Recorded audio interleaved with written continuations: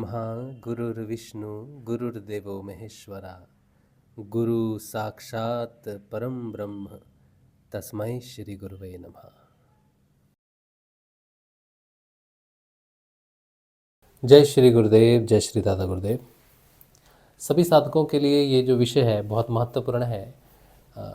कुछ लोग सोचते हैं कि हमने दीक्षा ले ली है तो हमारा काम हो जाएगा, हम पार पड़ जाएगी, हम में बदलाव हो जाएगा।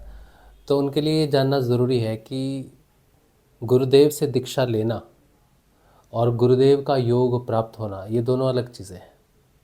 दीक्षा बहुत सारे लोग लेते हैं, बहुत लोग दीक्षाएं लेते हैं, एक से ज़्यादा भी दीक्षाएं लेते हैं और उसमें कोई दोष नहीं है। आप चाहे 10 दीक्षाएं लो, 20 लो, 100 लो, 1000 दीक्षाएं ले लो, 1000 गुरु बदल लो, उससे कोई गुरुद्रोह नहीं होता है उसको। क्योंकि जब तक अंतिम गुरु नहीं मिलता, अंतिम दीक्षा नहीं प्राप्त होती, आत्म जागृति की अंतिम दीक्षा नहीं प्राप्त होती, तब तक आप गुरु बदल सकते हैं, उसमें कोई दोष नहीं है। लेकिन अगर कोई समर्थ सदगुरुदेव है जो आपकी आत्मा को जागृत कर सकता है और उससे आपने दीक्षा ली है, तब भी, उसके बाद भी उस गुरु की प्राप्ति यानी कि उस गुरु के योग की प्राप्ति ये अलग विषय है।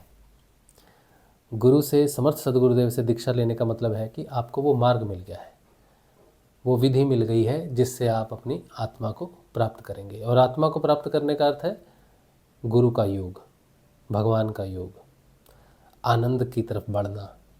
तो जब आप उस नाम को जपते हुए, गुरु दीक्षा में जो आपको मंत्र मिलता है, संजीवनी मंत्र, जैसे मुझे मिला संजीवनी मंत्र, उस संजीवनी मंत्र को जपते हुए वही मंत्र आपके अंदर चलने लग जाएगा जप जाप के रूप में। क्योंकि वो मंत्र जो समर्थ सदगुरुदेव देते हैं, चेतन गुरु देते हैं, वो मंत्र भी चेतन होता है, उन्हीं की तरह वही उस मंत्र में वास भी करते हैं। तब जब वो मंत्र की चेतना आपके अंदर अपने आप चेतन होकर चलने लगती है, उसे जप जाप कहते हैं। फिर वो जप जाप आपको अंतर्मुखी करता है। अंतर्मुखी होने के बाद फिर वो नाद का श्रवण करना और ध्यान में प्रवेश करने का समय आ जाता है। ध्यान में प्रवेश करना, इसका अर्थ है कि आपकी आत्मा जागृत हो गई है। बिना आत्म जागृति के ध्यान नहीं है। बहुत सारे लोग ध्यान करते हैं, कहते हैं हम ध्यान करते हैं, हमारा कोई गुरु नहीं है। तो वो ध्यान नहीं है, वो आप कंसंट्रेशन कर रहे हो एक जगह पर, वो आप माया के जगत में ही रह जाते हैं। माया के जगत का ध्यान कोई ध्यान थोड़ी है। ध्यान तो माया अतीत है, गुणातीत है। तो बिना गुरु के आत्मा जागृत नहीं होती, बिना आत्म जागृति के ध्यान नहीं होता है।